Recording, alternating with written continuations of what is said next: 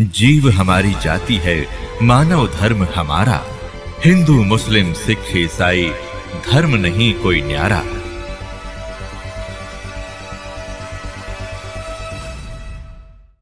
प्रभु राम देव भगवान अल्लाह खुदा ईश आदि नाम एक ही शक्ति के हैं।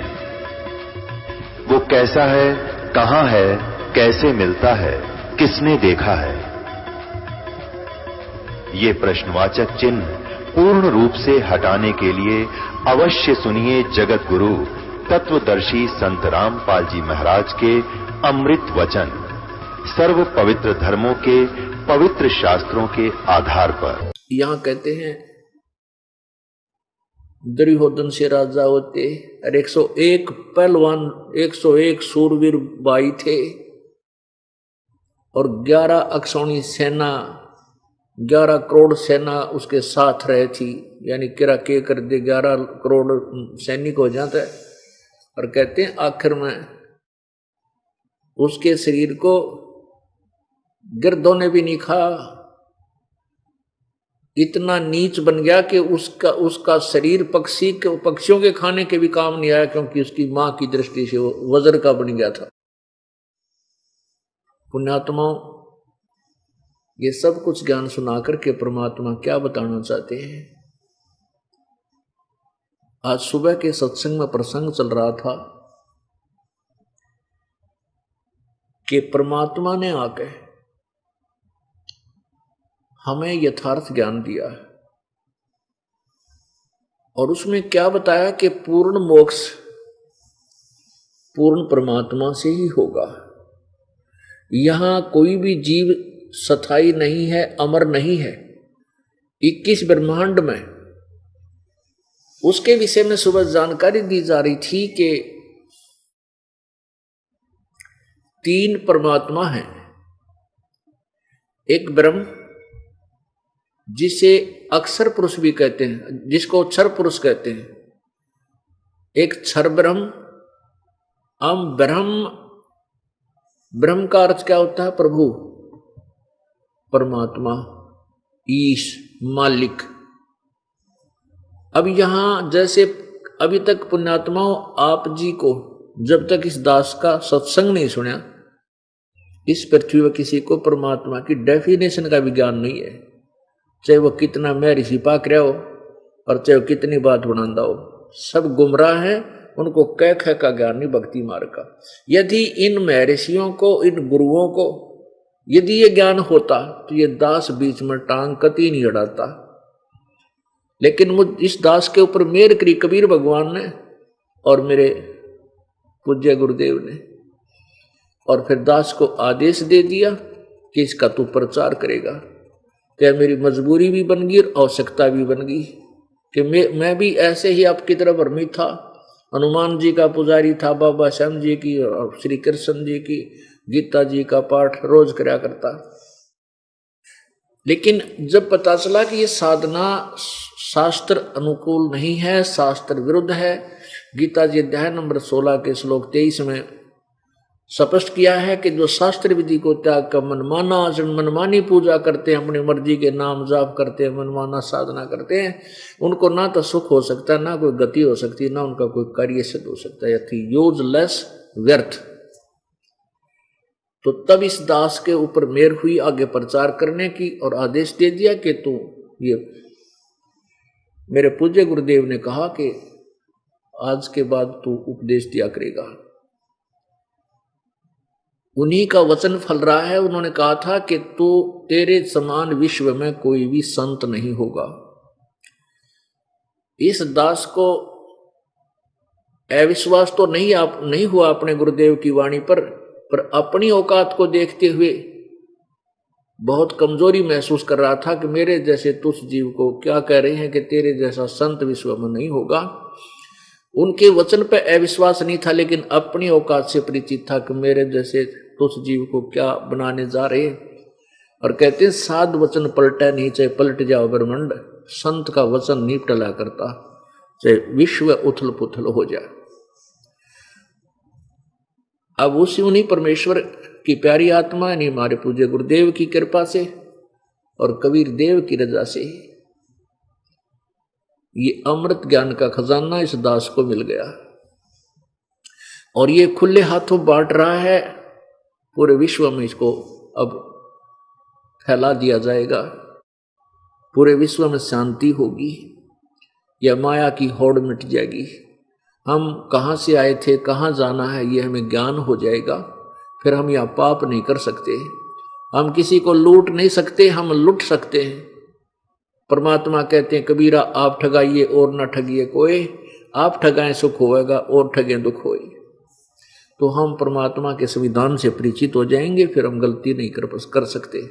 वो वह को ना जहर खाया ही नहीं जा सकता। जब हम सियाने हो जाएंगे, बालक तो कर सके गलती जिसने पता नहीं, वो विष भी खा सकता है, सर्प को भी पकड़ सकता है, उसको डस जा, बिजली के नंगे तार को भी हाथ लगा सकता है, क्योंकि उसको पता नहीं है कितनी भयंकर वस्तु है। जब ज्ञान हो जाता है, बच्चा बड़ा हो जाता है, तो फिर वह गलती वो कर नहीं सकता किसी सूरत में। ऐसे अभी हमें ज्ञान नहीं है तो हम गलती पे गलती करके अपराधी बनते जा रहे हैं। कोई मिलावट करता है, कोई चोरी करता है, कोई डाका डालता है, कोई किसी प्रकार कर रहा है, कोई झूठ बोल बोल कर धन कमा रहा है। तो इसका फिर भोग भोगना होगा। इतना भयंकर दुख होगा कि कोई कुत्ता बनेगा कि टांग टूटेगी, खाज लग जाएगी, बुरा हाल हो जाएगा। इस जीवन में ना जाने के दुख भोगने पड़ेंगे उन प्राणियों को जो आज दोष कर रहे हैं, अपराध कर रहे हैं। किसी का कैंसर हो जाएगी, कोई कोड लग जाएगा, किसी का बेटा मर जाएगा, किसी का कुछ और हानि हो जाएगी, रो रो कर टाइम व्यतीत करेंगे। तो वो दुख क्यों आए? क्योंकि हमने पाप किए। तो वो पाप करेंगे तो दुख होगा, हमारे ऊपर संकट आएंगे, तो हम इसी गलती क्यों करेंगे जिनके ऊपर जिससे हमारे ऊपर संकट आए। तो हमें पूर्ण विश्वास हो जाएगा, परमात्मा के विधान से हम परिचित हो जाएंगे, तब गलती नहीं करेंगे। तो पुण्यात्माओं कहने का भाव ये है कि इस दास के अतिरिक्त ये अभिमान मत समझना, ये तत्व ज्ञान समझना और सच्चाई समझना। इस दास के अतिरिक्त आज विश्व में किसी को परमात्मा की परिभाषा का ही पता नहीं है।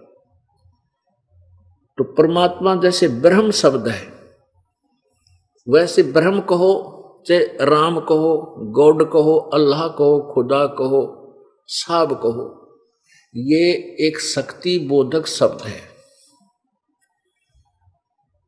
अब जैसे एक विभाग ले लीजिए, ये दास पहले जेई की सर्विस करता था इरिगेशन महकमे से, तो उसमें एसडीओ साहब, एक्सियन साहब, एससी साहब और चीफ इंजीनियर, और फिर मंत्री साहब, फिर मुख्यमंत्री साहब और फिर प्रधानमंत्री साहब, ये सभी साहब कहलाते थे। लेकिन प्रत्येक साहब की पावर में भिन्नता आती चली जाती है। ऐसे ही राम समझो, ऐसे ही गॉड समझो, ऐसे ही ब्रह्म कहो चाहे राम कहो। तो जैसे तीन लोक के ब्रह्म, तीन लोक के राम, एक एक विभाग के साब यानी साब है। जैसे रजगुण विभाग का साब यानी भगवान राम, खुदा, ब्रह्मा जी, और सतोगुण विभाग का मंत्री यानी साहब विष्णु जी, और तमोगुण विभाग का साहब यानी राम भगवान, ये शंकर जी, और इनके पिताजी ये ब्रह्म ज्योति निरंजन क्षर ब्रह्म, ये मुख्यमंत्री समझो एक ब्रह्मांड में। ऐसे इस परमात्मा की परिभाषा को समझने के लिए आपको एक एग्जाम्पल दिया है, उदाहरण दिया है। तो ये सभी साब हैं, और ये जो काल जो है ये ब्रह्म नाम से प्रसिद्ध हो गया। ब्रह्म कहो चाहे साब कहो। जैसे विभाग में, जैसे डीसी ऑफिस में, और वहां के कर्मचारी और वहां के अधिकारी कोई भी कार्य अपने दूसरे सबऑर्डिनेट को बताते हैं, अपने कर्मचारी को बताते हैं। वो बार बार ये नहीं कहते कि डीसी साहब ने ऐसे कहा है, वो बार बार नहीं कहते कि डीसी साहब ने ऐसे बोला, आप ऐसे कीजिए। वो सीधा कहते हैं उस ऑफिस वाले कि साहब का ये आदेश है। तो उनके लिए अंडरस्टूड साहब होता है डीसी साहब। तो ऐसे ही इस एक ब्रह्मांड में ब्रह्म नाम से प्रसिद्ध हो गया यू काल, ये ज्योति दर्द। तो यहां जब भी भगवान परमात्मा की संज्ञा आती है, परमात्मा ने ऐसे कर दिया, तो ब्रह्म पर सुई टिक जाती है। सबके माइंड की नीडल, सबके दिमाग की सुई जब ब्रह्म को ही भगवान मान बैठे, तो ब्रह्म जो है यहां परमात्मा पाक गया। परमेश्वर कबीर देव जी कहते हैं कि मुल्ला माया मग में बैठी हंसा चुन चुन खाई, और ये ज्योत स्वरूपी कहे निरंजन में ही करता भाई, कि यू कालनों का मैं भगवान हूं, एक न करता दो ना करता नो ठहराए भाई, और 10वां भी धुंधर में मिल जा सत कबीर दोहाई। अब क्या बताते हैं, तो ब्रह्म जो है भगवान को कहते हैं। अब ये ब्रह्म यहां का वेल नोन हो गया, सुप्रसिद्ध हो गया, ये 21 ब्रह्मंडोड़ा मालिक ये ब्रह्म नाम से प्रसिद्ध हो गया। इसलिए ऊपर के भगवानों को समझाने के लिए फिर परब्रह्म और परम अक्षर ब्रह्म ये और संज्ञा देनी पड़ी। जैसे क्षर ब्रह्म ये काल है, और परब्रह्म अक्षर ब्रह्म ये परब्रह्म समझो, इसको अक्षर पुरुष भी बोलते हैं। ये क्षर ब्रह्म ये काल 21 ब्रह्मांड का राम है, मालिक है, और अक्षर ब्रह्म जिसे परब्रह्म भी बोलते हैं, ये 7 शंख नील पद्म शंख ब्रह्मांड का मालिक है, 7 शंख ब्रह्मांड का। और फिर परम अक्षर ब्रह्म, अब पूर्ण परमात्मा, जैसे परमात्मा तो ये भी है, लेकिन ये पूर्ण को ना, कंप्लीट गॉड नहीं है। ये ब्रह्मा विष्णु महेश ब्रह्म और परब्रह्म ये कंप्लीट गॉड नहीं है, ये पूर्ण परमात्मा नहीं है, लेकिन परमात्मा अवश्य है। परमात्मा माने श्रेष्ठ आत्मा, परम यानी श्रेष्ठ आत्माएं हैं, इसलिए ये ईश पद पर हैं। अब जैसे ब्रह्म है, परब्रह्म इसलिए कहना पड़ा कि इससे और भगवान है, नहीं तो ब्रह्म शब्द बहुत है भगवान के लिए, बस ईश शब्द बहुत है, लेकिन ईश्वर क्यों कहा कि अन्य भी भगवान ईश हैं, उनमें श्रेष्ठ एक ईश्वर, उनमें से श्रेष्ठ एक ईश्वर है। फिर ईश्वर कई हैं, इसलिए परमेश्वर कहा, यानी ईश्वरों में भी श्रेष्ठ, ईश्वर से भी श्रेष्ठ परमेश्वर। अब जैसे ईश तो समझो ये ब्रह्म है, और ब्रह्म के लेवल के और बहुत ब्रह्मांड हैं, तो उनमें श्रेष्ठ है ईश्वर, यानी उन ब्रह्म में भी श्रेष्ठ। जैसे मुनिवर, मुनिवर का अर्थ है कि मुनि तो और भी है, उनमें एक श्रेष्ठ। ऐसे ईश्वर शब्द अनेक ईश यानी भगवानों का बोधक है, और परमेश्वर उन ईश्वरों में भी श्रेष्ठ, ईश्वरों में भी परम श्रेष्ठ परमेश्वर, तो वो परमेश्वर है। तो 3 परमात्मा विशेष रूप से विख्यात हैं, जैसे क्षर ब्रह्म, अक्षर ब्रह्म और परम अक्षर ब्रह्म। क्षर ब्रह्म को क्षर पुरुष भी बोलते हैं, अक्षर ब्रह्म को अक्षर पुरुष भी कहते हैं, परम अक्षर ब्रह्म को परम अक्षर पुरुष भी बोलते हैं। तो हमने पवित्र सदग्रंथों को समझने के लिए पहले इस डेफिनेशन को ध्यान में रखना होगा, तब हम परमात्मा से परिचित होंगे, परिभाषा प्रभु की हम समझ सकेंगे। अब हमने ये विचार करना है कि कौन से भगवान कौन से प्रभु की साधना से क्या लाभ होगा। अब जैसे सुबह के सत्संग में आप जी ने सुना था, गीता ज्ञान दाता कहता है कि मेरा तो एक ओम नाम है, और ओम नाम का जाप जो अंतिम श्वास तक उच्चारण करके करता है, मुझ ब्रह्म का ये उच्चारण करता है, तो मेरे वाली परम गति को प्राप्त होता है।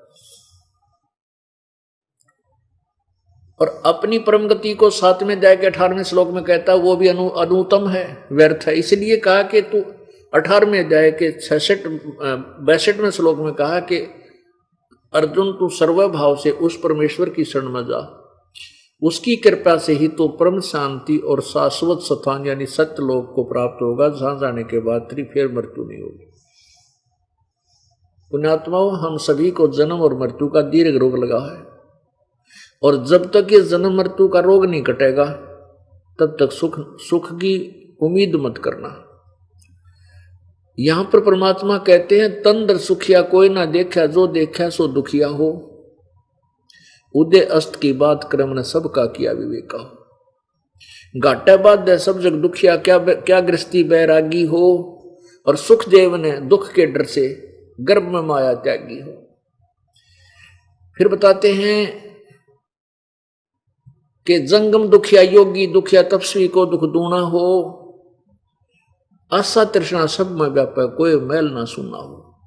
फिर परमात्मा कहते हैं साच कहूं तो जग ना माने, पर झूठ कही ना जाई हो। ये ब्रह्मा विष्णु शिव जी दुखिया, जिन ये राह चलाई हो। आगे परमात्मा बताते हैं कि सुरपति दुखिया, भूपति दुखिया, रंग दुखी बपरीति हो। कह कबीर और सब दुखिया, एक संत सुखी मन जीती हो। कमाल कर दिया आखिर में कि साच कहूं तो जग नहीं माने, क्योंकि जिस समय परमात्मा ये तत्व ज्ञान का प्रचार किया करते थे कबीर परमेश्वर, उस समय हमारे पूर्वज सब अशिक्षित थे, और जिनको हम शिक्षित और विद्वान और महर्षि समझते थे, जो संस्कृत भाषा जानते थे, ब्राह्मण और गुरु, उनको सदग्रंथों का कह का पता नहीं था।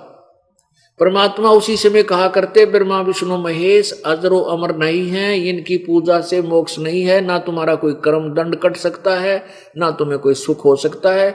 ब्रह्मा विष्णु महेश केवल तुम्हें अपना वर्क दंड दे सकते, ये तुम्हारे कर्म में परिवर्तन नहीं कर सकते, उसको पूर्ण ब्रह्म कर सकता है। ये ब्रह्मा विष्णु महेश पूजा के योग्य नहीं है, इनकी पूजा नहीं करनी। परमात्मा ने यह भी नहीं कहा कि इनकी कोई सतिथि नहीं है। परमेश्वर कबीर जी ने ऐसा निर्णायक ज्ञान दिया था, लेकिन ये लोग नहीं समझने दिया परमात्मा की इस महिमा वाणी को। इन नकली ऋषियों महर्षियों ने ऊपर नहीं आन दिया, और ये कह करके रिजेक्ट कर दिया कि ये कबीर तो जुलाहे जाति में है, शूद्र है, इसको संस्कृत का ज्ञान नहीं है, ये क्या जाने सदग्रंथों के गूढ़ रहस्यों को। और वो गूढ़ रहस्य परमात्मा ने अपनी सिंपल लैंग्वेज में ऑलरेडी बोल रखे थे, जो आज आपके समक्ष दास बता रहा है, वो ज्ञान जो आज सदग्रंथों में विद्यमान है। परमेश्वर ये कहा करते थे कि अक्षर पुरुष एक पेड़ है, निरंजन वाकी डार, और तीनों देवा शाखा है, यो पात रूप संसार।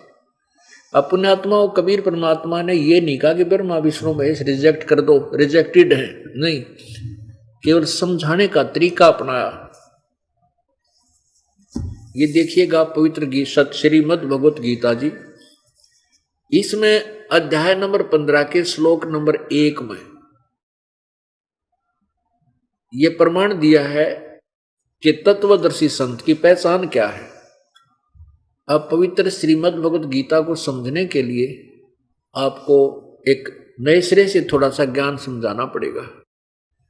जैसे गीता जी अध्याय नंबर 4 के श्लोक 34 में कहा है कि उस तत्व ज्ञान को, उस तत्वदर्शी संतों से समझ। वो कौन से तत्व ज्ञान को? क्योंकि जो गीता जी में ज्ञान बोला जा रहा है वो तत्व ज्ञान इससे न्यारा है, भिन्न है। नहीं तो ये शब्द प्रयोग करता ही नहीं गीता ज्ञानदाता कि उस तत्व ज्ञान को किस तत्वदर्शियों के पास जाकर समझ। यदि गीता जी का ज्ञान कंप्लीट होता, गीता जी का ज्ञान कंप्लीट नहीं है, इनकम्प्लीट है, लेकिन रॉन्ग नहीं है, गलत नहीं है। यह श्रीमद् भगवत गीता, इसके अध्याय नंबर 4 का श्लोक नंबर 32 आपको समझाएंगे, और 32 से पहले 25, 26, 27, 28, 29, 30 ये समझेंगे। आप गीता जी अध्याय नंबर 4 के श्लोक 25 से लेकर और 30, 31 तक ये बताने का प्रयत्न किया है कि कोई तो ऐसी साधना करता है, कोई ऐसी साधना करता है, कोई देवता पूजता है, और कोई किसी प्रकार प्राणायाम आदि करके ही अपने आप में संतुष्ट है, और इन साधनाओं को पाप नाशक मानकर कर रहे हैं, पाप नाशक जानते हैं। फिर चौथे अध्याय के 32वें श्लोक में बताया है कि इस प्रकार जो 25 से और 29 तक 30 तक जो ज्ञान दिया है, जो कैसी साधना कर रहे हैं, इस तरह का ज्ञान और इनसे और भी विस्तार पूर्वक ज्ञान जो है परमेश्वर की वाणी में, सच्चिदानंद घन की वाणी में, यानी पूर्ण परमात्मा की वाणी में विस्तार से कही गई है। वो है तत्व ज्ञान, यानी वो गीता ज्ञान से अलग है। यदि गीता में ही होता या वेदों में होता, क्योंकि वेदों का ज्ञान गीता जी में बोला जा रहा है, उससे अलग कोई ज्ञान है। यही पवित्र वेदों में प्रमाण है। यजुर्वेद अध्याय नंबर 40 के श्लोक नंबर 10 में और 13 में स्पष्ट किया है कि कोई तो परमात्मा को उत्पन्न होने वाला, जन्म लेने वाला साकार मानता है, और कोई कहता है वो कभी जन्म नहीं लेता। कहती ये ज्ञान भी उन तत्वदर्शी संतों से ही समझो, वो बताएंगे। यानी वो वेदों का ज्ञान दाता भी ब्रह्म है, गीता जी का ज्ञान दाता भी ब्रह्म है। तो वेदों से अलग भी और ज्ञान है, ऐसे गीता जी से भिन्न कोई और ज्ञान है जिसको तत्वदर्शी संत ही बताएंगे। वो तत्वदर्शी संत कैसे होंगे, उसका प्रमाण भी श्रीमद् भगवत गीता के अध्याय नंबर 15 के श्लोक 1 में वो स्पष्ट किया है, वो आपको दिखाएंगे। अब देखिएगा, ये श्रीमद् भगवत गीता अध्याय नंबर 4, इसमें श्लोक नंबर 25 यहीं से है। अब क्या बताते हैं कि दूसरे योगीजन मीन साधक, देवताओं के पूजन रूपी यज्ञ का ही भली भांति अनुष्ठान किया करते हैं।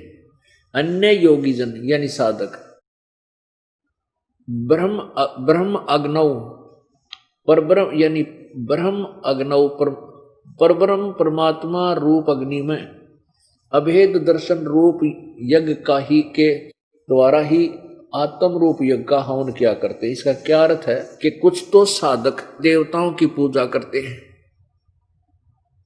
और कुछ ब्रह्म अग्नौ यानी ब्रह्म तक की साधना करते हैं, और कुछ ये कहते हैं ना आत्म ज्ञान हो जाना चाहिए इंसान को, बस कहते हैं वो आत्म ज्ञान तक सीमित है।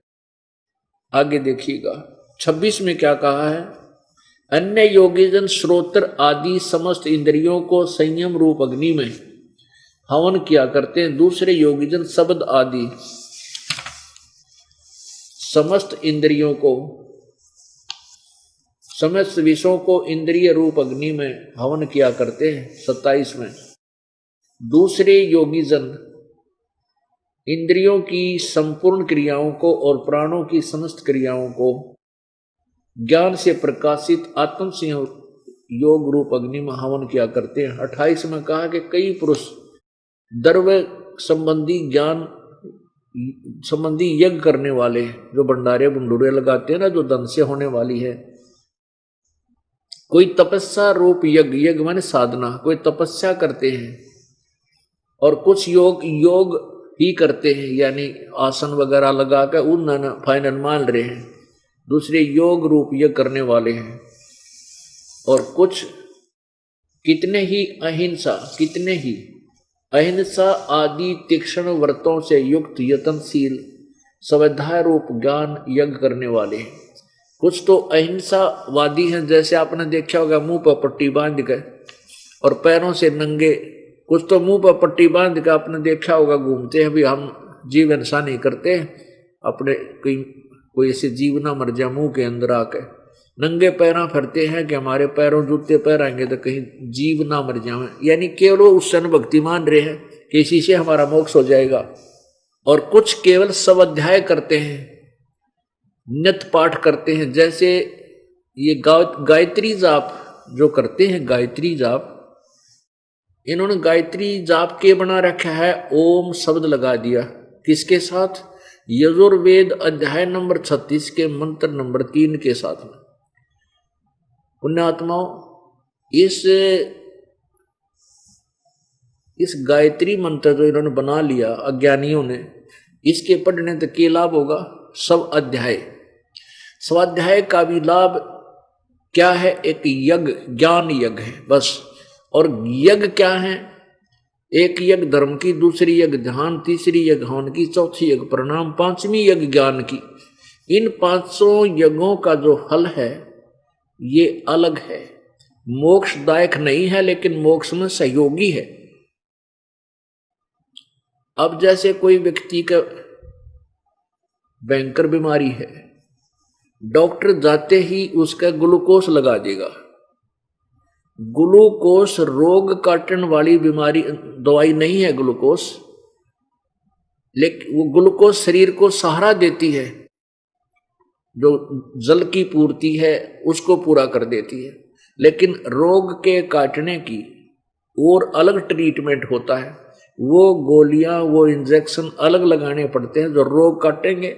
और ग्लूकोज एक सहयोगी है उस शरीर को कुछ देर के लिए सुरक्षित रखने में।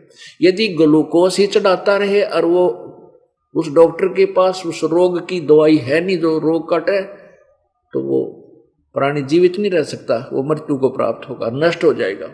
ऐसे ही जो केवल यज्ञ करते हैं, ये गायत्री मंत्र एक ज्ञान यज्ञ है। और ज्ञान यज्ञ समझ लो ग्लूकोज है, हमारे जन्म और मृत्यु का दीर्घ रोग लगा हुआ है। इस रोग को काटने में ये यज्ञ सहयोगी है, एज ग्लूकोज चढ़ाना। लेकिन केवल ग्लूकोज से रोग नहीं कट सकता, केवल इन यज्ञों से मोक्ष नहीं हो सकता, ये समझना। तो यहां क्या बताया कि स्वाध्याय, जैसे कोई गीता जी का पाठ नित्य करता है, स्वाध्याय बोलते हैं, इसको ज्ञान यज्ञ कहते हैं। कोई 5 वक्त जैसे नमाज करते हैं मुसलमान भाई, ये केवल ज्ञान यज्ञ कर रहे हैं। 5 वक्त परमात्मा की स्तुति करते हैं, उसकी महिमा गाते हैं, इसको ज्ञान यज्ञ बोलते हैं। हम भी जैसे सुबह नित्यनेम करते हैं, दोपहर को रामायणी करते हैं, शाम को संध्या आरती करते हैं, तो ये एक ज्ञान यज्ञ है। केवल ये मोक्षदायक नहीं है, ये जो आपको 3 मंत्र का जाप, ओम तत्सत, ओम ब्रह्म का जाप, तत् ये सांकेतिक है, तत्सव जाप का नहीं है, और सत भी एक सांकेतिक है। ये रोग का, जन्म मृत्यु का रोग काटने की ये कैप्सूल है, ये इंजेक्शन है, ये अलग है। और केवल ये जो आपको सुबह दोपहर शाम के जो मंत्र दिए, ये नित्य नियम जिसको हम बोलते हैं, यानी प्रतिदिन किए जाने वाले धार्मिक जो वाणी यज्ञ बोलते हैं, ये केवल ग्लूकोज है। और इनके करते रहे ये नाम ना हो तो भी लाभ नहीं होगा। अब जैसे खेत है किसान का, और खेत में बीज तो बोया नहीं गेहूं का, उसमें खाद और पानी सिंचाई करता रहे, क्या होगा? वो कुबाड़ जाम जाएगा, उसमें घास हो जाएगा, लेकिन वो जीवन दाता गेहूं नहीं हो सकता। तो पुण्यात्माओं, ऐसे ही इन धार्मिक जैसे ये यज्ञ करने से, कोई हवन यज्ञ है, ये भी ग्लूकोज ही समझो। एक धर्म यज्ञ है भंडारे, ये भी ग्लूकोज ही समझो। और जो ये नाम 3 मंत्र का जाप है, ये रोग काटने की वह बीमारी, वो मेडिसिन समझो। इसके बिना ये ग्लूकोज व्यर्थ है। तो यहां ये बता रहे हैं कि कोई तो ऐसी साधना करता है, कोई ऐसी साधना करता है, कोई घोर तपस्या करता है, और इन कुछ प्राणायाम करते हैं। कुछ ऐसे भी बताने वाले देखे कि आपका ध्यान लगाओ, श्वास बाहर जा रहा है उस पर ध्यान लगाओ, अंदर जा रहा है उस पर ध्यान लगाओ, बस ऐसे करते रहो, इसी से कहते यो मोक्ष है। तो इसलिए गीता जी अध्याय नंबर 4 के श्लोक नंबर 32 में फिर ये कहा है कि उस सच्चिदानंद घन इस प्रकार से बहुत विस्तृत जानकारी उस सच्चिदानंद घन ब्रह्म की वाणी में विस्तार पूर्वक कहे गए हैं। उस ज्ञान को समझ, और वो ज्ञान कहाँ है? चौथे अध्याय के 34वें श्लोक में कहा कि उस तत्व ज्ञान को जो 32वें श्लोक में जिसके विषय में कहा है तत्वदर्शी संतों के पास जाके समझ, वो बताएंगे, उस परमेश्वर की वाणी से बताएंगे वो। अब देखिएगा गीता जी अध्याय नंबर 4 का अब हमने 29 और 30 श्लोक पढ़ना है। दूसरे कितने ही योगी जिन अपान वायु में प्राणवायु हवन करते हैं, ये प्राणायाम जो आदि करते हैं, वैसे अन्य योगी जन प्राणवायु में अपान वायु हवन करते हैं। अन्य कितने ही नियमित आहार करने वाले हैं, कुछ अल्पाहारी हैं, केवल एक टाइम खाना खाते हैं या फल खाते हैं। प्राणायाम प्राण पुरुष प्राण और अपान की गति को रोककर प्राणों में ही हवन किया करते हैं। सभी साधक यज्ञों द्वारा पापों का नाश कर देने वाले यज्ञों को जानने वाले हैं। इसका वास्तविक अर्थ यह है कि सभी जो साधक हैं ये अपनी साधना को पाप नाशक जानते हैं। इतनी सी बात है, क्योंकि ये जो ज्ञान अनुवाद करता है विचलित है, इनको कहेंगे मेरा था को नहीं, इनको कोई कथा का ज्ञान नहीं था और अपने अपने सट्टे मार दिए। दुनिया को जो भोली आत्माएं हैं वो इनके अनुवाद को पढ़ कर उलझ पुलझ ऐसे ही अपना जीवन व्यर्थ करके चले गए। अब ये 5500 वर्ष पहले श्रीमद् भगवद गीता जी का उच्चारण काल भगवान ने श्री कृष्ण जी में प्रवेश करके किया था, और उसी समय श्री वेद व्यास जी ने इसको लिपिबद्ध किया था, और आज तक गीता जी को कोई समझ नहीं सका। या इस दास पर कृपा की कबीर भगवान ने जो ये खजाना मेरे को दिया और इसी बुद्धि जीव को के ये सदग्रंथों को यथार्थ ज्ञान कर अनुवाद करके आपके समक्ष पेश कर दिया। तो पुण्यात्माओं, अभी तक मानव समाज को तत्वदर्शी संत नहीं मिला था, इसलिए काल के नकली ऋषियों महर्षियों और गुरुओं का दाव लगा रहा, हमारे जीवन बर्बाद करके और अपना भी जीवन नष्ट करके चले गए। वो पाप के भागी बन गए, क्योंकि इससे बड़ा पाप कोई नहीं है प्राणी को जो किसी को मिसगाइड करता है। एक अनमोल मनुष्य जीवन को बर्बाद कर देना, एक इंसान किसी की हत्या कर देता, उसको फांसी सजा या 20 साल की सजा सुनाई जाती है, और ये संत लाखों और करोड़ों के जीवन को नष्ट कर रहे हैं। इनको क्या सजा देगा परमात्मा कि वर्णन नहीं किया जा सकता। इनको घोर नरक में डाला जाएगा। ईपते चौधरी पाक रहे हैं, प्रभु पाके बैठे महर शिर महाराज को, और दुनिया बेचारी भोली आत्मा इनके चढ़ावा और फिर ये कुत्ते वाली मौत हो, इनको बुरा हाल होगा और ना जाने कौन सी योनि में इनको दंड पाना पड़ेगा। अब ये वही पवित्र गीता जी, और हमें क्या बताया गया था, 4 लाइन सुनाया करते थे, अर्जुन तू क्या लाया था, तू क्या लेकर जाएगा। गीता जी का सार ये सुनाया करते थे, तू कर्म कर फल की इच्छा मत कर, बस ये है गीता का सार। गीता का इतना ही सार है। गीता का तो ये सार है कि इसमें गीता ज्ञानदाता ने कहा मेरी भक्ति करनी है तो भाई ये मंत्र है और ये यज्ञ कर, लेकिन मेरी भक्ति अनुत्तम है, घटिया है, ना तो तेरी जन्म मृत्यु मिटे ना मेरी मिटे। गीता जी अध्याय नंबर 2 के श्लोक नंबर 12 में कहा कि अर्जुन ये मत समझे कि ये राजा लोग और तू और मैं पहले नहीं जन्मे थे या आगे ना जन्मेंगे। गीता जी अध्याय नंबर 4 के श्लोक नंबर 5 में कहा कि अर्जुन तेरे और मेरे बहुत जन्म हो चुके हैं, तू नहीं जानता मैं जानता हूँ। फिर श्लोक नंबर 9 में अध्याय नंबर 4 के में कहा कि अर्जुन मेरे जन्म और कर्म अलौकिक है। गीता जी अध्याय नंबर 10 के श्लोक नंबर 2 में कहा कि अर्जुन मेरी उत्पत्ति को ये ऋषि और ये देवता नहीं जानते, क्योंकि मैं इनका आदि कारण हूं, क्योंकि काल से ये ब्रह्मा विष्णु महेश और ये ऋषि सब इसी से उत्पन्न हुए। अब पिता की उत्पत्ति को संतान नहीं बता सकती, हाँ दादाजी बता सकते। तो कबीर परमेश्वर ये ब्रह्मा विष्णु महेश के दादाजी थे, वो पूर्ण ब्रह्मों ने आकर के ये सारी कहानी बताई, और कौन किसकी उत्पत्ति कहां से हुई ये सृष्टि रचना में बताई। अब ये आपने 30 तक सुन लिया। हाँ, ये है गीता का सार के गीता ज्ञानदाता कहता है मेरी साधना करेगा तो जन्म मृत्यु तेरी भी होगी मेरी भी होगी, और भाई युद्ध तो तुझे करना ही पड़ेगा।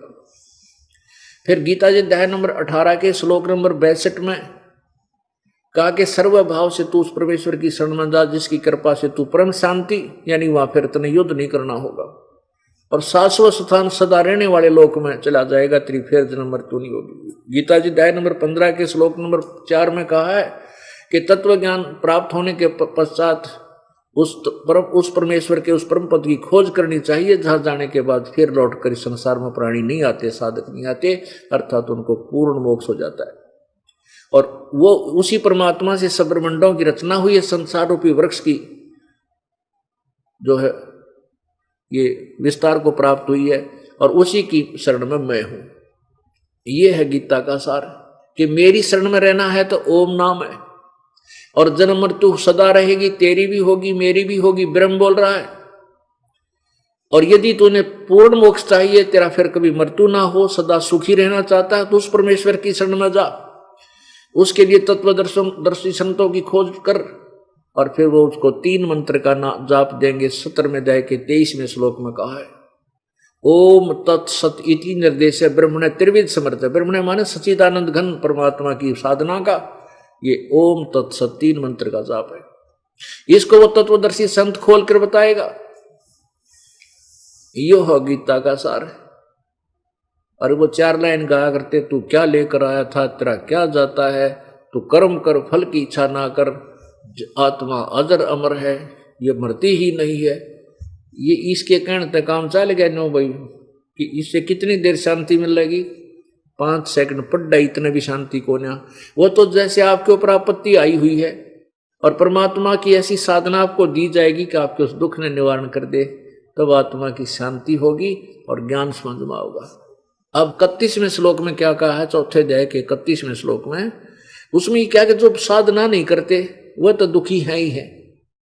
जो कोई भी जो साधना नहीं करते भगवान की, वो ना तो इस लोक में सुखी ना परलोक में।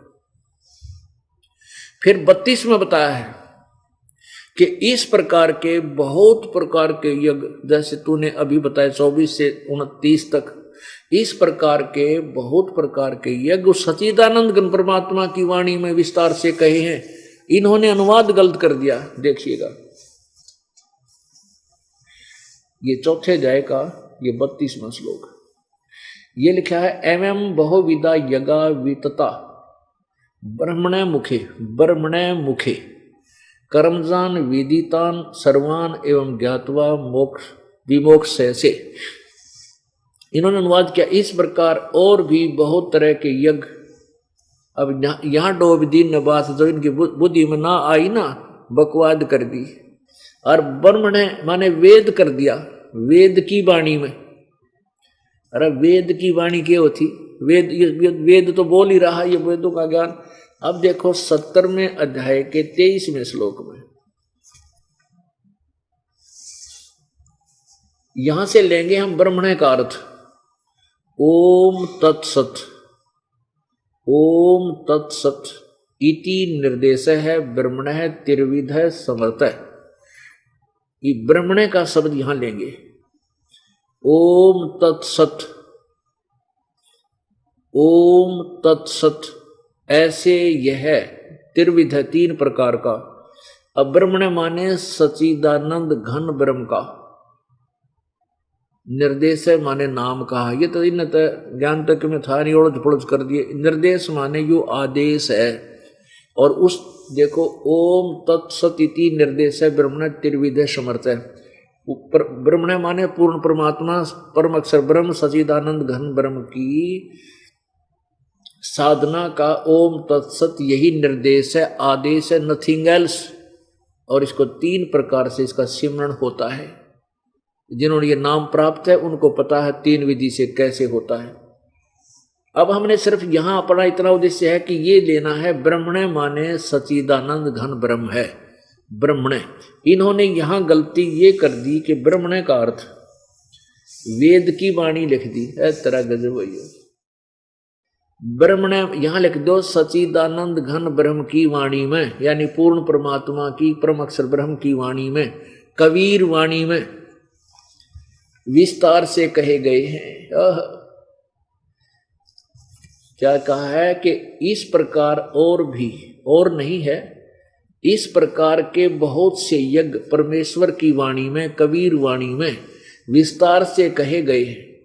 उन यानी परमेश्वर की वाणी समझो, कबीर वाणी तो थारा समझ में नहीं आवा कि जो नए नए आए हैं, पुराना का तो हृदय में बैठ चुकी है जो दास समझाना चाहता है, लेकिन नया का ना समझे कबीर वाणी। ये समझ लो परमेश्वर की वाणी में, ये तो ब्रह्म बोल रहा है, परम अक्षर ब्रह्म की वाणी में, सच्चिदानंद घन ब्रह्म की वाणी में विस्तार से कहे गए। उन सबको तू कर्म जान माने कर्म करके ही होते, जैसे हवन भी करना होता है, दान भी करना है, सेवा भी करनी, ये कर्म से होते, शारीरिक क्रियाओं से ही होते हैं। मन इंद्री और कर्म शारीरिक क्रियाओं द्वारा संपन्न होने वाले जान, इस प्रकार तत्व से जानकर उनके अनुष्ठान द्वारा तो कर्म बंधन से सर्वथा मुक्त हो जाएगा। अब 33 में ये बताया है कि ज्ञान यज्ञ से, द्रव्य यज्ञ से ज्ञान यज्ञ ज्यादा श्रेष्ठ है। ये 33वां श्लोक है। इसमें क्या लिखा है कि हे परंतम अर्जुन, द्रव्य में यज्ञ की अपेक्षा ज्ञान यज्ञ अत्यंत श्रेष्ठ है। और यावन मात्र माने सारे, अखिलम माने सर्व, पूर्ण रूप से, सर्वम यावन मात्र यानी जितने भी कर्म हैं वो ज्ञान में समाप्त हो जाते हैं।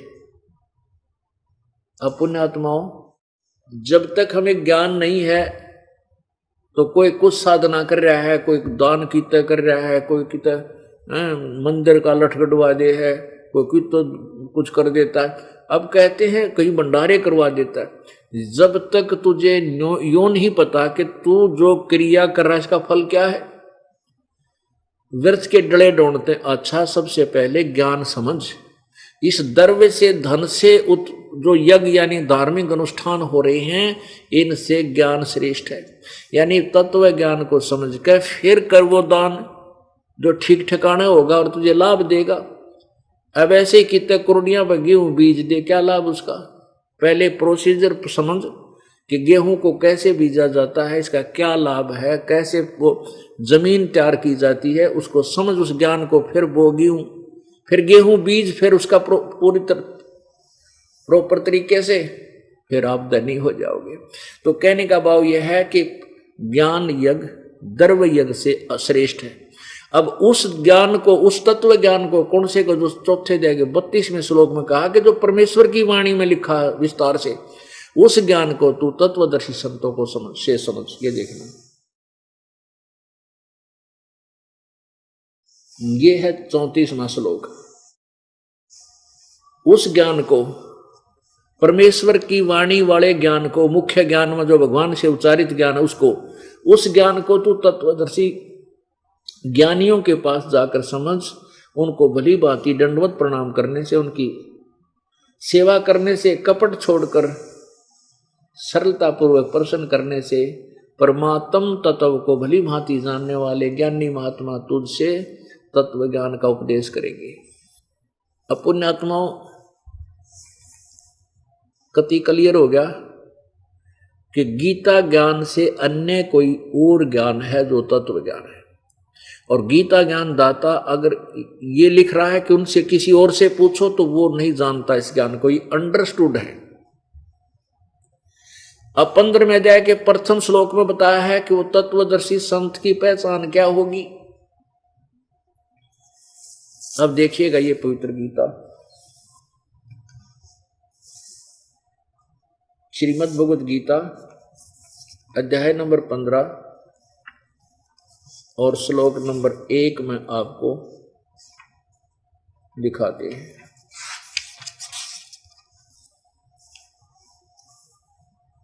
ऊर्ध्व मूलम अधः शाखम अश्वत्थम प्राहु अवम छंदासी यस्य प्रणानि ये तम वेद स वेदवित्। ऊर्ध्व मूलम अधः शाखम अश्वत्थम प्राहु एवं छंदासी यस्य प्रणानि ये तम वेद स वेदवित्। अब यहां इनका अनुवाद देखिए। आदि पुरुष परमेश्वर मूल वाले, और अधः शाखम, इन्होंने ब्रह्मा मुख्य शाखा वाले, ब्रह्मा रूप मुख्य शाखा वाले नहीं। अब अधय का अर्थ देखो, ब्रह्मा रूप मुख्य कर दिया। अब इन्हीं के द्वारा अनुवाद दूसरे श्लोक में, अधय माने नीचे, अधय माने नीचे, तो हम इसको अधय का अर्थ लिख देते हैं ऊर्ध्व मूलम अधय शाखम, नीचे को शाखा वाला, ऊपर को मूल वाला। अब ये देखो वो पेड़ जिसके विषय में पवित्र गीता जी बताना चाह रही है, ये देखिएगा, ऊर्ध्व मूलम अधय शाखम। कितना प्यारा ज्ञान दिया है पवित्र गीता जी ने। ऊपर को जड़ वाला और नीचे को शाखा वाला, ये उल्टा लटका हुआ संसार रूपी वृक्ष है। और जो इस संसार रूपी वृक्ष के छंदासी माने इन टुकड़ों को, छंदों को, विभागों को और पत्तों सहित जानता है, भिन्न भिन्न ज्ञान कराएगा स वेदवित। वो बताएगा कि मूल परमात्मा कौन है, ये तना रूपी भगवान कौन है, इस संसार का ये डार मोटी कौन है, ये तीनों शाखा कौन है और पत्ते क्या चीज है। तो ये ज्ञान परमेश्वर कबीर जी ने अपनी अमृतवाणी में पहले कह रखा है। ये देखिएगा, तत्व ज्ञान परमेश्वर ने पहले दे रखा। ये तत्वदर्शी संत की भूमिका स्वयं ही कर कर गए थे। कबीर अक्षर पुरुष एक पेड़ है, निरंजन वा की डार और तीनों देवा शाखा हैं, ये पात्र संसार। अब देखिएगा पुण्यात्माओं, अध्याय नंबर 15 का ये श्लोक नंबर 1 अब आएगा समझ में। 1, 2 और 3 और 4 अब कंटिन्यूसली समझने पड़ेंगे। ऊर्ध्व मूलम अधय शाखम, ऊपर को आदि पुरुष परमेश्वर यानी पूर्ण परमात्मा अपरम अक्षर ब्रह्म तो जड़ है संसार रूपी वृक्ष की, और नीचे को तीनों गुण रूपी शाखा है। ये तीनों गुण यहां से आएंगी।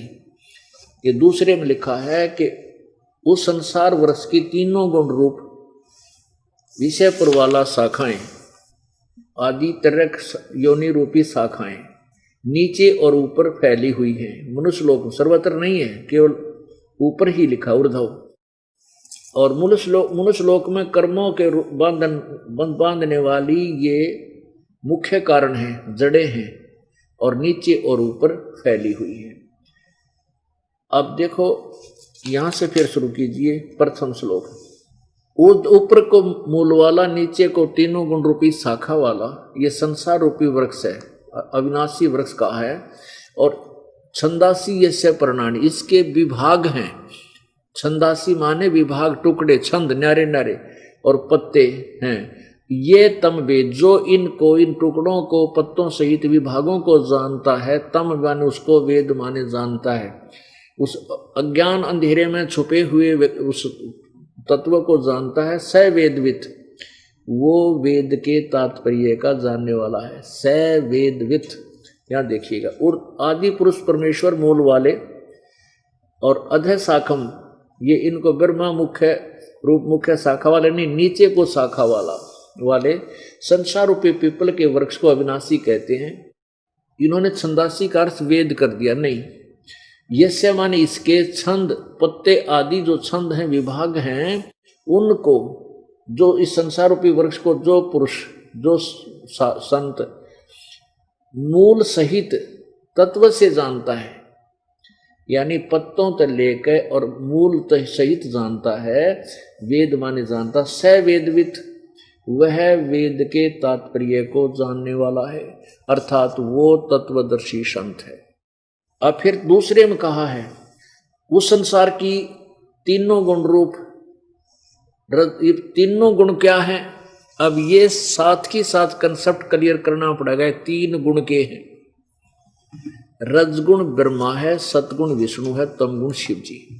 पुण्यात्माओं, ये अमर वाणी, ये अनमोल ज्ञान अमृत वर्षा हो रही है आपके ऊपर। ये सदग्रंथों की वाणी और परम संत के मुख से जो उच्चारण की जाती है, जो परमात्मा का कृपा पात्र होता है, उसके द्वारा बोले गए ज्ञान का और ज्यादा असर होता है।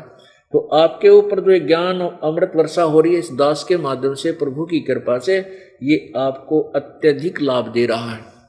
अब सबसे पहले हम आपको ये 3 गुण क्या हैं ये स्पष्ट करेंगे।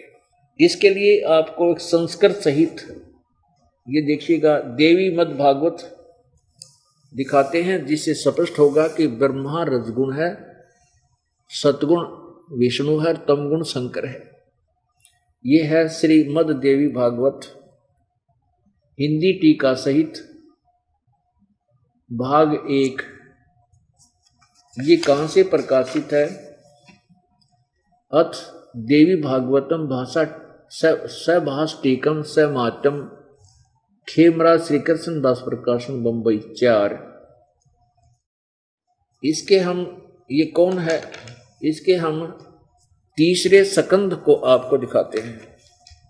ये देखिएगा, अथ श्रीमद् देवी भागवते भाषा टीका युक्ते तृतीय सकंद प्रारंभते।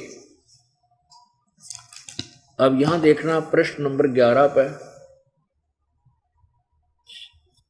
और ये अध्याय 5 का श्लोक नंबर 8 7 समाप्त हुआ। 8 की हिंदी पढ़ेंगे। हे माता, यदि हमारे ऊपर सदा आप दया युक्त हो, शंकर भगवान बोल रहे हैं, तो हमको तमोगुण में किस प्रकार प्रदान किया है? ब्रह्मा को रजोगुण और हरि यानी विष्णु को सतोगुण क्यों युक्त क्यों किया है? अब ये तो आपने हिंदी पढ़ी, अब संस्कृत पढ़ते हैं। यही 7वां श्लोक समाप्त हुआ, 8वां प्रारंभ होता है। यदि दया धर्मना न सदाम्बिके कथम अहम विहिता च। शंकर भगवान कह रहे हैं कथम अहम, कैसे मैं विहिता माने बना दिया। तमोगुण है, मैं तमोगुण क्यों बना दिया? और कमल जय, कमल से उत्पन्न होने वाले ब्रह्मा को रजोगुण संभव रजोगुण क्यों बना दिया?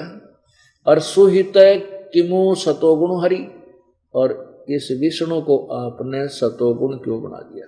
इति सिद्धम के रजगुण ब्रह्मा है, सतगुण विष्णु, तमगुण शिव जी। अब गीता प्रेस गोरखपुर से और दिखाते, क्योंकि पवित्र हिंदू समाज गीता प्रेस गोरखपुर से प्रकाशित पुस्तकों को ऑथेंटिक मानता है। अब इसमें भी दिखाते हैं आपको। यह श्रीमद् देवी भागवत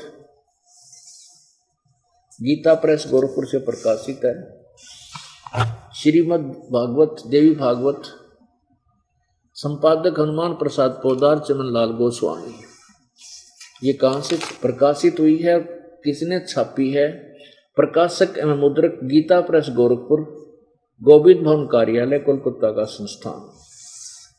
इसके तीसरे सकंद में थोड़ा सा दिखाते हैं आपको। 123 पृष्ठ पे 123 पृष्ठ बहुत कंसेप्ट क्लियर कर देता है कि ब्रह्मा विष्णु महेश नासवान हैं, इनकी जन्म मृत्यु होती है, इनकी माँ दुर्गा है, और ये सतगुण विष्णु है, रजगुण ब्रह्मा है, तमगुण शिव जी। ये थोड़ा सा 5-7 लाइन कति क्लियर कर देंगे ये पंक्तियां, देखिएगा। ये है श्रीमद् संक्षिप्त देवी भागवत तीसरा सकंद पृष्ठ 123 पर भगवान विष्णु कह रहे हैं, तुम शुद्ध स्वरूपा हो, यह संसार तुम ही से उद्भासित हो रहा है। मैं ब्रह्मा और शंकर हम सभी तुम्हारी कृपा से विद्यमान हैं। हमारा आविर्भाव मृत्यु, आविर्भाव माने जन्म और तिरोभाव माने मृत्यु। हमारा तो जन्म और मृत्यु हुआ करता है, केवल तुम ही नित्य हो, जगत जननी हो, प्रकृति और सनातनी देवी हो। शंकर भगवान बोले, देवी यदि महाभाग विष्णु तुम्ही से प्रकट हुए हैं, तो उनके बाद उत्पन्न होने वाले ब्रह्मा भी तुम्हारे ही बालक हुए। फिर मैं तमोगुणी लीला करने वाला शंकर क्या तुम्हारी संतान नहीं हुआ?